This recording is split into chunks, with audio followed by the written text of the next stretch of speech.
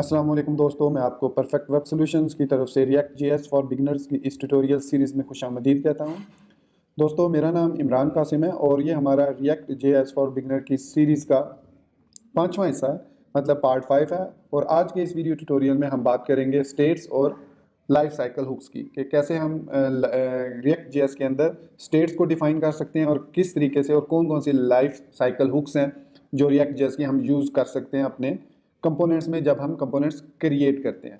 तो दोस्तों, इससे पहले कि मैं अपने इस वीडियो ट्यूटोरियल को स्टार्ट करूं, मैं आपसे रिक्वेस्ट करूंगा कि अगर आपने अभी तक मेरे चैनल को सब्सक्राइब नहीं किया तो काइंडली इसको सब्सक्राइब जरूर कर लें और साथ में मौजूद जो बेल का नोटिफिकेशन आइकन है उसको प्रेस करना मत भूलिएगा, ताकि मेरी आने वाली हर नई वीडियो या सीरीज की नोटिफिकेशन आपको आपकी ईमेल में या आपकी यूट्यूब ऐप में आपको मिलती रहे और आप उसे अप टू डेट रह सकें। Thank you very much. तो चलिए शुरू करते हैं इस वीडियो ट्यूटोरियल को।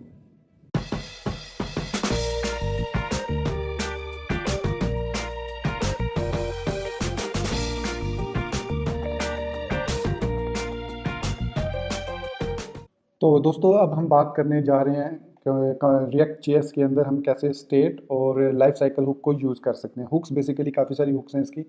तो यहाँ पर मैं आपको बता दूं कि जो जिस तरीके से हम प्रॉप्स का ऑब्जेक्ट पास करते हैं फंक्शंस को, इसी तरीके से मैंने बताया था लास्ट वीडियो ट्यूटोरियल में कि जो क्लास होती है उसको पास करने की ज़रूरत नहीं होती हमें प्रॉप्स का ऑब्जेक्ट, क्योंकि वो बाय डिफ़ॉल्ट उसमें प्रॉप्स का ऑब्जेक्ट होता है। और जब हम क्लास इनिशियलाइज़ करते हैं तो वो ऑटोमेटिकली उस एलिमेंट की जो एट्रीब्यूट्स होते हैं उनको एज अ प्रॉप्स ले लेता है और उसको अपने कंस्ट्रक्टर के थ्रू इनिशियलाइज कर देता है। This is a feature of the class of react dot component.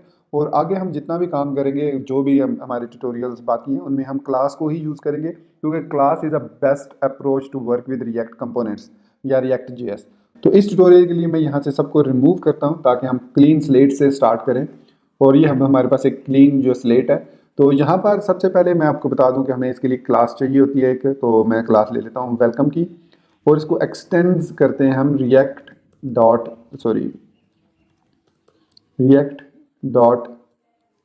Component से। फिर इसका एक कंस्ट्रक्टर का मेथड होता है जो कि आपके ऑब्जेक्ट की या आपके जो एलिमेंट्स होते हैं जो हम कंपोनेंट्स क्रिएट करते हैं उसकी स्टेट और उसकी प्रॉप्स को मैनेज करता है। React by default constructor by default जो एक्सेप्ट करता है वो प्रॉप्स को एक्सेप्ट करता है। अब इस कंस्ट्रक्टर के अंदर प्रॉप्स की में जो भी चेंजेस करनी हो वहाँ पर हमें दिस यूज़ नहीं करना पड़ता, दिस ऑपरेटर जो लास्ट वीडियो ट्यूटोरियल में हमने देखा था। तो यहाँ पर फिर हमें कॉल करना होगा सुपर प्रॉप्स को। तो ये बेसिकली इसका जो पेरेंट है वेलकम, जो क्लास हमने एक्सटेंड की है रिएक्ट डॉट कंपोनेंट से, तो उस रिएक्ट डॉट कंपोनेंट की क्लास को ये अपडेट करेगा इसकी मदद से। क्योंकि अगर हम यहाँ पे कंस्ट्रक्टर का मेथड कॉल करते हैं और सुपर को कॉल नहीं करते तो इसका मतलब है कि जो पेरेंट है जो जिससे हमने इसको एक्सटेंड कर रहे हैं रिएक्ट डॉट कंपोनेंट से, तो उसमें कोई चीज़ चेंज नहीं होगी और हमारा जो कंपोनेंट है वो प्रॉपरली काम नहीं करेगा। तो मेक श्योर कीजिए कंस्ट्रक्ट को प्रॉप्स का प्रॉप्स का ऑब्जेक्ट लाजमी पास करना है और उस ऑब्जेक्ट को फिर आपने सुपर मेथड को पास करना है। ये बहुत ही ज़रूरी है। उसके बाद हमारे पास स्टेट की बात करते हैं। तो स्टेट भी एक ऑब्जेक्ट होता है जिसको हम कोई भी प्रॉपर्टी पास कर सकते हैं, एज एन ऑब्जेक्ट पास कर सकते हैं, जैसे दिस। अब डेफिनेटली हमने लिखा है दिस डॉट स्टेट। तो ये जो स्टेट है ये डिफाइंड है as a protected inside component या एज अ पब्लिक। जो भी प्राइवेट होता तो फिर तो हम इसको एक्सेस नहीं कर सकते थे वेलकम वाली क्लास में, चूंकि वो या तो प्रोटेक्टेड है या पब्लिक है। मोस्ट ऑफनली वो प्रोटेक्टेड होगा ताकि हम उसको एक्सेस कर सकें उसकी चाइल्ड क्लास में, with in the class. Outside of the class हम एक्सेस ना कर सकें। अगर हम दिस डॉट स्टेट को आउट ऑफ द क्लास भी एक्सेस कर सकें तो इट मीन्स ये एक पब्लिक प्रॉपर्टी है जिसको हम कहीं से भी एक्सेस कर सकते हैं। तो डेफिनेटली आगे चल के जब हम हैंडलिंग इवेंट्स को देखेंगे तो उसमें हमें बेहतर तौर पे इसकी समझ आएगी। तो नेक्स्ट मूव करते हैं, दिस डॉट स्टेट को हम ऑब्जेक्ट सेट कर लेते हैं। सपोज मैं यहाँ पर एक ऑब्जेक्ट क्रिएट कर लेता हूँ।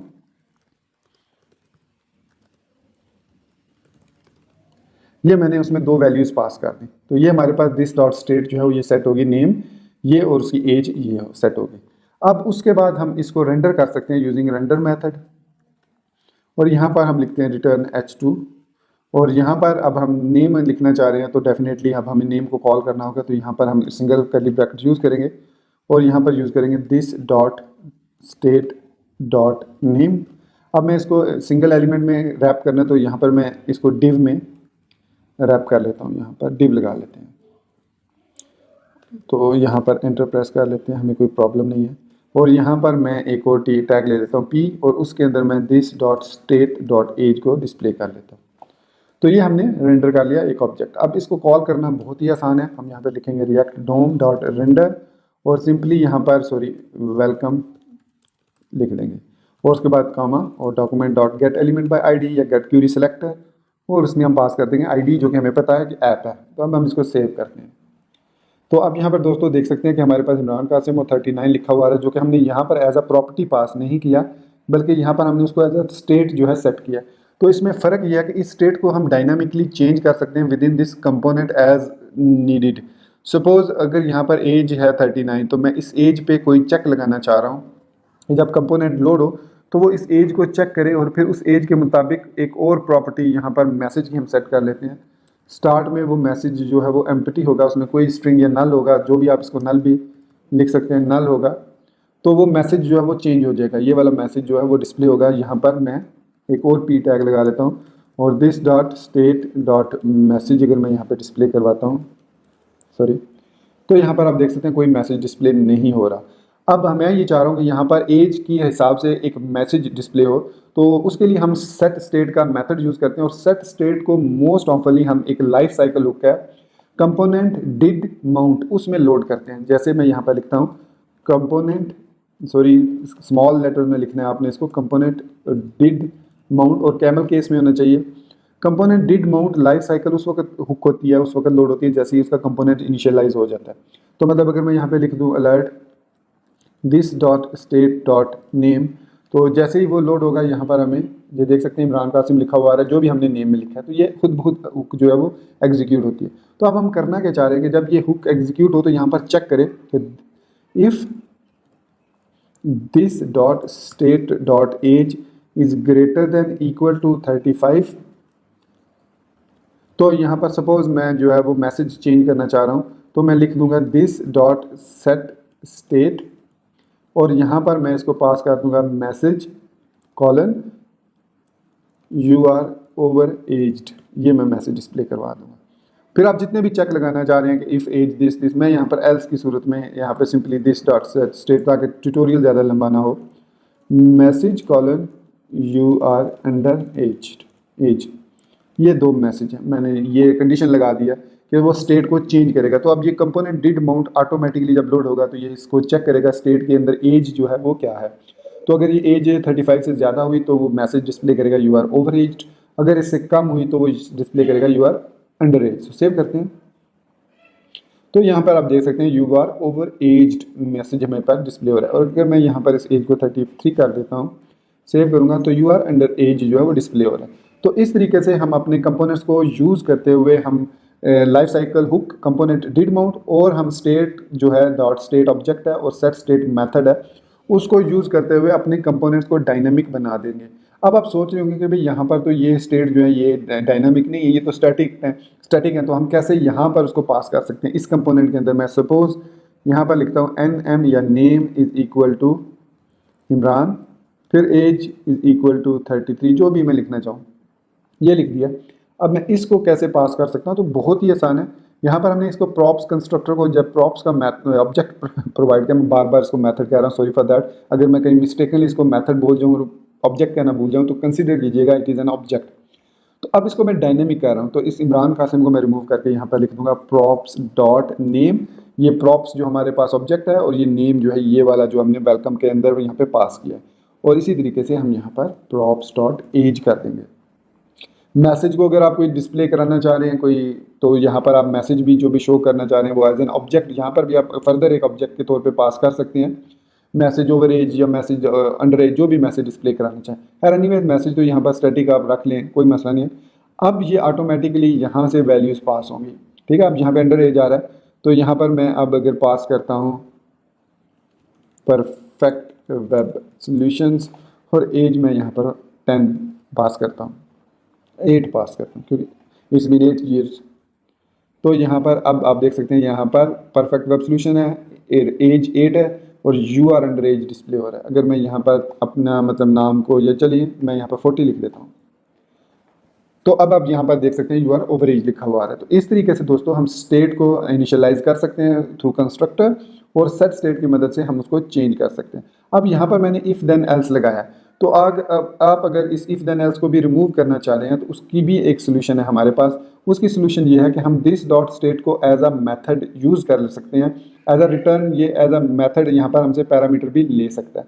तो इसका तरीका क्या है कि यहाँ पर मैं कंपोनेंट डिड माउंट को ख़त्म करता हूँ जो कुछ लिखा है, और यहाँ पर लिखूँगा दिस सेट स्टेट, और यहाँ पर अब मैं जब कोई भी पी स्टेट मैं पास करता हूँ तो ये इसका मतलब प्रीवियस स्टेट के बाद हम मोस्टली इसमें टर्नरी ऑपरेटर यूज़ करते हैं, और मतलब एक ही ऑब्जेक्ट को यूज़ कर सकते हैं। अगर मैं यहाँ पर इस तरीके से यूज़ करूँगा इसको एज अ फंक्शन, तो यहाँ पर थोड़ी सी प्रॉब्लम आएगी कि इस चीज़ को वो एक्सेप्ट नहीं करेगा। सपोज मैं यहाँ पर लिखता हूँ पी, मैं यहाँ पर किसको चेंज करना चाह रहा हूँ, ऑब्जेक्ट को। यहाँ पर अब मुझे ऑब्जेक्ट जो है वो मैसेज को चेंज करना है, तो मैसेज को मैं यहाँ पर लिख के अब पी स्टेट लिख सकता हूँ यहाँ पर, या कोई भी स्टैटिक मैसेज, सपोज मैं लिख देता हूँ हेलो।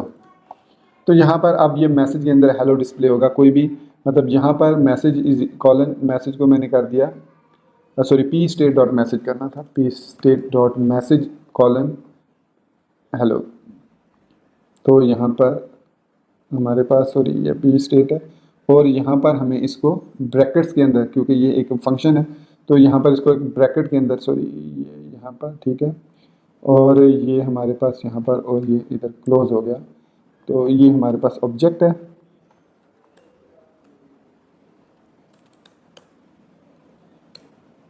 तो दिस डॉट सेट स्टेट, और यहाँ पर इसको हम पी स्टेट, जितने भी हम इसको वेरिएबल, यहाँ पर ये हमारे पास पी स्टेट है, और इस तरीके से हम इसको फिर पास कर सकते हैं। तो यहाँ पर I think I missed point के, ठीक है, यहाँ पर ये क्लोज हो रहा है और इसको भी हमें क्लोज करना है। तो ये यहाँ पर क्लोज हो रहा है, तो एक हमें ब्रैकेट और चाहिए थी जो कि हमने यहाँ से मिस कर दी थी। ठीक है, अब ये ठीक हो गया, क्योंकि ये ब्रैकेट्स का ध्यान रखना ज़रूरी है। तो यहाँ पर आप देख सकते हैं कि अब हेलो मैसेज लिखा हुआ है, मतलब अब हम यहाँ पर ऑब्जेक्ट को इस तरीके से पास कर रहे हैं। तो अब हम यहाँ पर चेक लगा सकते हैं, मतलब जो भी चेक लगाना चाहे वो पी स्टेट की मदद से चेक लगा सकते हैं कि अगर हम यहाँ पर लिखते हैं, बल्कि अब हमें यहाँ पर इसको ऐसे लिखना होगा और इसको यहाँ पर पास करेंगे, तो रिटर्न करेंगे हम इसको मैसेज को,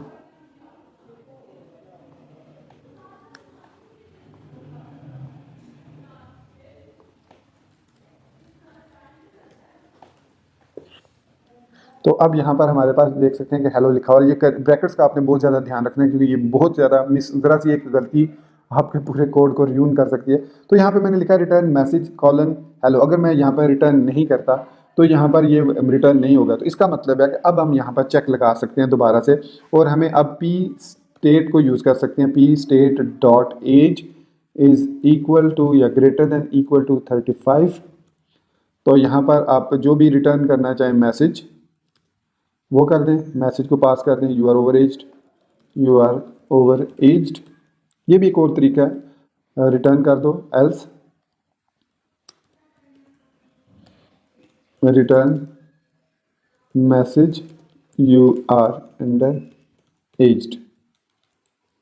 तो हम दोस्तों इस तरीके से मल्टीपल एलिमेंट्स पे डिसीजन ले सकते हैं, उनको चेंज भी कर सकते हैं। तो ये भी एक तरीका है, इस तरीके से भी हम इसको कर सकते हैं। जिस तरीके से हमने पहले किया था उसमें हमने डायरेक्टली दिस डॉट स्टेट को एक्सेस किया था, और जहाँ पर अब हमने इसको एज अ मेथड जो है वो एक्सेस किया। तो दोनों जो तरीके हैं वो दोनों सेम है। इस पी स्टेट के अंदर हमारे पास अगर इसको एक ही वेरिएबल हो तो हम ES6 में यहाँ पर सिंगल भी लिख सकते हैं। तो इस तरीके से हम इसको चेंज कर सकते हैं स्टेट प्रॉपर्टी की, सेट स्टेट की मदद से अपनी किसी भी स्टेट को, जब कंपोनेंट डिड माउंट हो। फिर इसके बाद हमारे पास एक और लाइफ साइकिल होती है, कंपोनेंट विल अनमाउंट। अब ये जो है ये मोस्ट ऑफनली उस वक्त एग्जीक्यूट होती है जब हम कंपोनेंट्स को अनलोड करते हैं। ये आगे चल के हम जब इवेंट हैंडलिंग पढ़ेंगे तो उसमें हम देखेंगे कि कैसे हम विल अनमाउंट को चेंज करते हैं, यूज़ करते हैं। तो आगे चल के हम इसको देखेंगे। यहाँ तक आप सिर्फ ये समझ लीजिए कि कंपोनेंट विल अनमाउंट उस वक्त ट्रिगर होता है जब कोई कंपोनेंट हम अनलोड करते हैं मेमोरी से, तो उस वक्त ये यहाँ से आपको उसको ख़त्म कर देगा और इसके अंदर जो कोड होगा वो एग्जीक्यूट हो जाएगा। तो वो आगे चल के हम देखेंगे नेक्स्ट वीडियो ट्यूटोरियल में। तो दोस्तों यहाँ तक आई एम श्योर आपको स्टेट की समझ लगी होगी कि स्टेट को कैसे हम कॉल करते हैं, कैसे इनिशियलाइज करते हैं, फिर इसको चेंज करेंगे आगे जाके हम इवेंट में, और फिर सेट स्टेट की मदद से हम कैसे कंपोनेंट डिड माउंट को यूज़ करते हुए स्टेट को चेंज कर सकते हैं और different messages depending on some conditions, ये जो भी लॉजिक हो उसकी बेस पे हम डिस्प्ले करा सकते हैं। तो दोस्तों ये था हमारा आज का वीडियो ट्यूटोरियल, और उम्मीद करता हूँ आपको मेरा ये ट्यूटोरियल भी पसंद आया होगा और आप इसको लाइक करना, मेरे चैनल को सब्सक्राइब करना नहीं भूलेंगे। अपनी दुआ में याद रखिएगा। Thank you very much for being with me till end. Take care, अल्लाह हाफिज़ एंड बाय।